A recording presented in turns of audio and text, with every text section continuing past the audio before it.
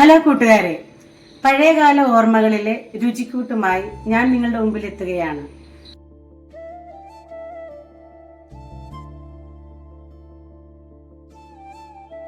നമ്മുടെ ചാനലിന്റെ പേര് ഓർമ്മകളിലെ രുചിക്കൂട്ട്. നമ്മുടെ ചാനലിന് ഇങ്ങനെ ഒരു പേര് കൊടുക്കാൻ കാരണം പഴയ കാലങ്ങളിലെ രുചിയെല്ലാം മൺമറഞ്ഞു പോയി. അപ്പോൾ അതൊന്ന് കൊണ്ടുവരാൻ ഞാനൊരു ശ്രമം നടത്താൻ വേണ്ടിയിട്ടാണ്.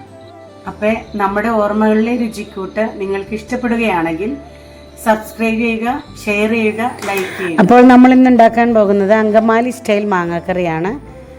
മാങ്ങാക്കറി നമ്മൾ 4 മാങ്ങ എടുത്തിട്ടുണ്ട്. അതിൽ മഞ്ഞപ്പൊടിയാണ് ഒരു സ്പൂൺ മഞ്ഞപ്പൊടി ഇട്ടിട്ടുണ്ട്, കാരണം മഞ്ഞ കളറിലിരിക്കണം മാങ്ങ. പിന്നെ കള്ളിൻ്റെ ചൊറുക്ക 2 സ്പൂണോളം ഒഴിച്ചിട്ടുണ്ട്. പിന്നെ പൊടിയുപ്പ് തിരുമ്മി, ഇത്രയും തിരുമ്മി നമ്മൾ ആദ്യം മാങ്ങ മാറ്റി വയ്ക്കും.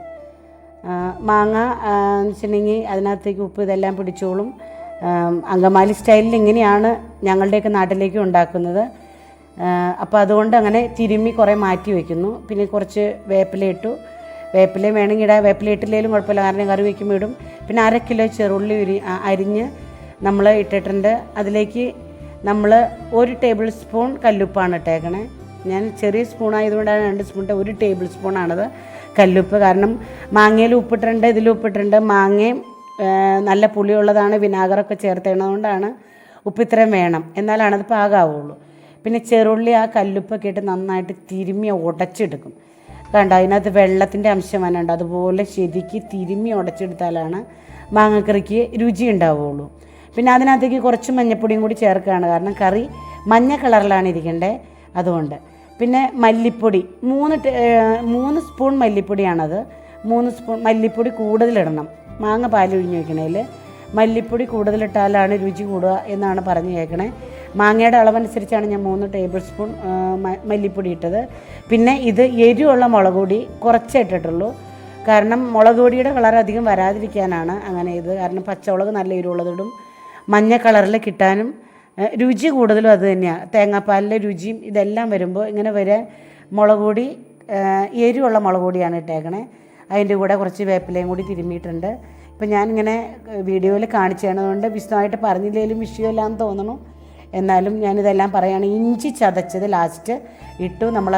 ഇത് ഇഞ്ചി ശരിക്കും ചതച്ച് ഇച്ചിരി നീരോട് കൂടിയാണ് ഇട്ടേണേ. ഇതിൻ്റെ കൂടെ നമ്മൾ തലപ്പാൽ കുറച്ചെടുത്ത് ഒഴിച്ചു വെച്ചിട്ടുണ്ട്. വെളിച്ചെണ്ണയും ഒഴിച്ചു. അത് തിരുമ്മി പിടിപ്പിച്ച് 1/2 മണിക്കൂറോളം നമ്മളങ്ങനെ വെക്കും. അപ്പോൾ മാങ്ങയും തിരുമ്മി വെച്ചതും ഇതെല്ലാം തിരുമ്മി പിടിപ്പിച്ച ചെറുള്ളിയിലേക്ക് മാങ്ങ തിരുമ്മി വെച്ച് ഇടുവാണ്. അത് കഴിഞ്ഞ് നമ്മൾ ആദ്യം 3-ാം പാൽ ഒഴിക്കും. 3-ാമത്തെ പാല് ഇത് 3-ാമത്തെ പാലാണ്. 3-ാമത്തെ പാല് 2-ാമത്തെ പാലും ഒക്കെ ഒന്നിച്ചൊഴിച്ച് വയ്ക്കും. 3-ാമത്തെ 2-ാമത്തെ പാലും ഒന്നിച്ചൊഴിച്ച് വയ്ക്കും. ഒഴിച്ച് നന്നായിട്ട് ഇളക്കി ഇനി നമുക്കത് അടുപ്പത്തേക്ക് വയ്ക്കാം. ആ രീതിയിൽ 3-ാം പാലാണ് ഇപ്പോൾ പിഴിഞ്ഞ് ഇതെല്ലാം ചെയ്ത് 3-ാം പാലും 2-ാം പാലും മിക്സ് ചെയ്ത് ഇളക്കി നമ്മൾ അടുപ്പിലേക്ക് വയ്ക്കുകയാണ്. വിറകടുപ്പിലാണ് കേട്ടോ വയ്ക്കണേ. ഇവിടെ എല്ലാം ഞങ്ങൾ വിറകടുപ്പിലാണ് കറികളൊക്കെ ഉണ്ടാക്കുന്നത്, ചോറുണ്ടാക്കുന്നത്. അത്യാവശ്യം ചായ, ഒരു തോരൻ, അങ്ങനെ എന്തെങ്കിലുമൊക്കെയാണ് ഞങ്ങൾ ഗ്യാസിൻ്റെ അടുപ്പിൽ വെക്കാറുള്ളൂ. കൂടുതലും വിറകടുപ്പിൽ. വാഴയില വെക്കണത് എന്താണെന്ന് വെച്ചാൽ മാങ്ങക്കറി ഒരു സംഭവം തിളച്ച് പൊന്തിപ്പോവും. അത് മൂടിയായിട്ട് വെച്ച് കഴിഞ്ഞാൽ തിളച്ച് പൊന്തിപ്പോകണ കാരണം വാഴയില വെച്ചാൽ ഇടയ്ക്കുന്ന ആവി പൊക്കോളും ചെയ്യും, രുചി കൂടും, തിളച്ച് പൊന്തി താഴേക്ക് ചാടുകയില്ല.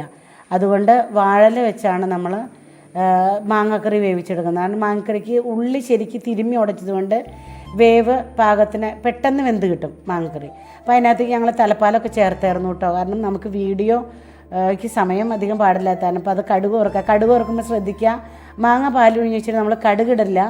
ഉള്ളി വട്ട അരിഞ്ഞതും അത് മൂത്ത് കഴിയുമ്പോൾ പത്തലമുളകും കുറച്ച് വേപ്പിലയും അത്രയും മാത്രമേ ഇടുള്ളൂ. കടുക് നമ്മൾ പൊട്ടിക്കാറില്ല. പിന്നെ ചില സൈഡിലേക്ക് കടുകും ഉലുവയിട്ടൊക്കെ വെക്കാറുണ്ട്, അത് ചീത്തയാവാതിരിക്കാൻ. പക്ഷേ അതിൻ്റെ രുചിക്ക് വ്യത്യാസമുണ്ട്. അപ്പോൾ നമ്മുടെ മാങ്ങക്കറി റെഡി ആയിട്ടുണ്ട്. ഇത് ചോറിൻ്റെ കൂടെ കഴിക്കാൻ പറ്റിയ നല്ലൊരു ഡിഷാണ്. ഇപ്പം നമ്മുടെ മാങ്ങക്കറി റെഡി ആയിട്ടുണ്ട്. എല്ലാവരും ഇതൊന്ന് ട്രൈ ചെയ്ത് നോക്കണം. നിങ്ങൾക്ക് എല്ലാവർക്കും ഇഷ്ടപ്പെടും ഇതെനിക്ക് ഉറപ്പാണ്, കാരണം എല്ലാവർക്കും ഇഷ്ടപ്പെടുന്ന രീതിയിലുള്ള ഒരു കറിയാണത്.